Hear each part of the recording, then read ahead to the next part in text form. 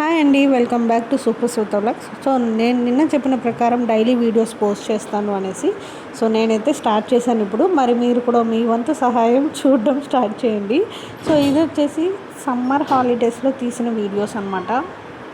So last summer హాలిడేస్లో నేను ఎక్కడికి వెళ్ళానంటే ఒక 2 days మా అమ్మ వాళ్ళ ఇంటికి, ఒక 1 week అలా మా ఇద్దరు సిస్టర్ ఇన్ లాస్ ఉన్నారు కదా, వాళ్ళ ఇంటికి ఒక 1 week, వీళ్ళ ఇంటికి ఒక 1 week అలా ఉండి స్టే చేశా. సో మా చిన్నాడు బిడ్డ వాళ్ళ ఇంట్లో నుంచి తెచ్చిన సరుకు సామాన్లు అనమాట ఇవన్నీ.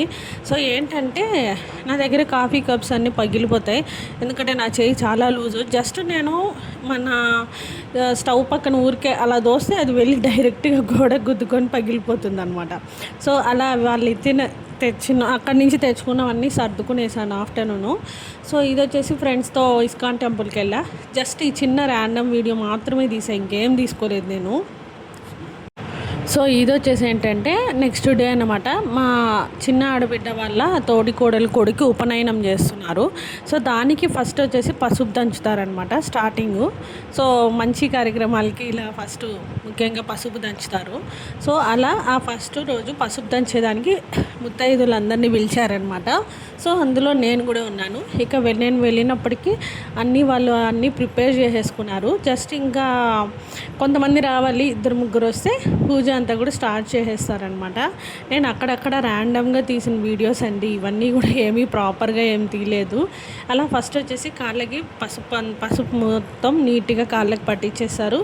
అండ్ అలాగే మనం కొంచెం తీసి నుదుటిని కానీ మన పసుపు తాడికి కానీ పూసేసుకోవాలి. సో సేమ్ వీడియోసే మా చిన్నాడు బిడ్డ వాళ్ళ కొడుకుది కూడా ఉపనయనం వీడియోస్ ఆల్రెడీ 2 years బ్యాక్ పెట్టున్నాను నేను. సో అంత మా వదిన వాళ్ళకి ఏమైనా డౌట్ ఉంటే ఆ వీడియోస్ చూసుకొని మరీ చేసుకున్నారంట.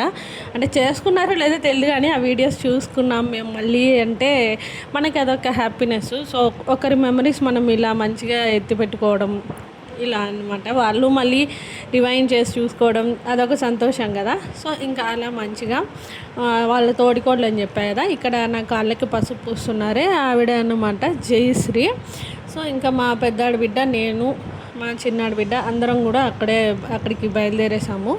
సో ఇద్దరు ఒకే చోటు ఉంటారు. నేను ఇక్కడ కూర్చున్నారు కదా, మేమిద్దరం మాత్రమే కొంచెం 1 street డిఫరెన్స్లో ఉంటామన్నమాట. సో మేమిద్దరం అలా స్టార్ట్ అయిపోయాం మొత్తానికైతే. ఇదండి కార్యక్రమం, చాలా బాగా జరిగింది. ఇక నెక్స్ట్ డే నేను రేపు ఉపనయనం ఎలా చేశారు ఏంటి అదంతా కూడా నేను మీతో లాంగ్ వీడియోస్లో ఖచ్చితంగా షేర్ చేసుకుంటాను. సో ప్లీజ్ చూడండి. అండ్ ఇప్పటి నుంచి చెప్పేదా డైలీ వీడియోస్ పోస్ట్ చేస్తానని, ఖచ్చితంగా పోస్ట్ చేస్తానన్నమాట. సో వీళ్ళందరూ ఎవరో కాదు, అందరూ తోడికోడళ్ళే వరుసగా 1 by 1. నేను ఒక్కదాన్నే ఆడబిడ్డాను.